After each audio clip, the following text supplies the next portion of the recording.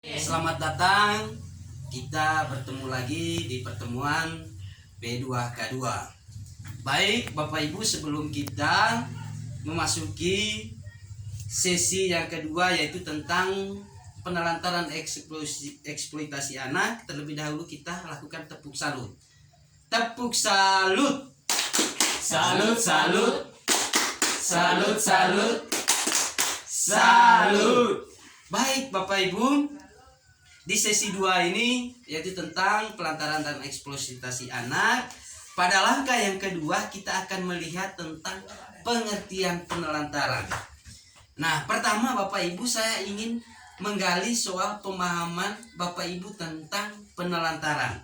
Nah, apakah ibu-ibu mengetahui tentang penelantaran terhadap anak? Iya. Iya. Kira-kira apa saja contohnya yang berkaitan dengan penelantaran anak? Yang pertama, tidak memberikan makanan yang sehat, aman, dan bergizi. Yang kedua, tidak diberikan tempat tinggal dan pakaian yang layak. Yang ketiga, tidak pernah diberi waktu dan kesempatan bermain. Yang keempat, tidak diizinkan untuk sekolah. Oke, baik Bapak Ibu, itu adalah contoh terhadap penelantaran anak. Baik, pada kesempatan yang berikut Bapak Ibu, kita sama-sama mendengar kasus Tasripin. Kasus Tasripin. Saya minta salah satu peserta untuk membacakan kasus Tasripin. Kisah Tasripin, bocah berumur 12 tahun yang harus menghidupi ketiga adiknya. Jakarta. Jauh di sebuah dusun di desa Gunung Lurah, kecamatan Cilongkok, Banyumas, Jawa Tengah. Tasripin berumur 12 tahun. Bocah tanggung dari dusun persawahan, harus hidup sendiri dan mencari nafkah untuk menghidupi ketiga adiknya. Dandi berumur 9 tahun, Rianti berumur 7 tahun, dan Dario berumur 5 tahun. Tasripin harus bekerja di sawah agar adik-adiknya tetap bisa makan. Di rumah balik kayu dengan luas 5x7 meter persegi, dengan satu ruang kamar luas 3x3 meter persegi, dan sebuah dapur dengan tuku kayu bakar serta isi perabotan yang sangat sederhana, dan hanya terdapat 2 buah kursi panjang dan 1 meja beralaskan lantai semen yang sudah pecah. Hidup 4 bocah sebatang kara. Ayah mereka pergi bekerja di Kalimantan bersama kakak tertuanya.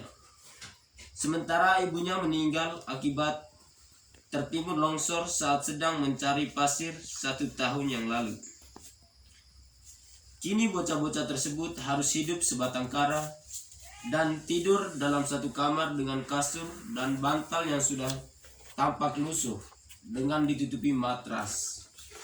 Ketiga adiknya sangat mengandalkan kakak kedua mereka.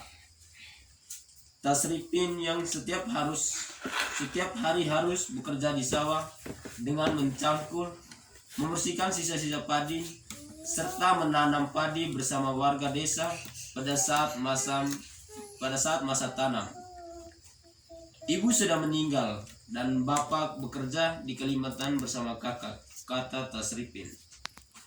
Jumat 12 April 2013.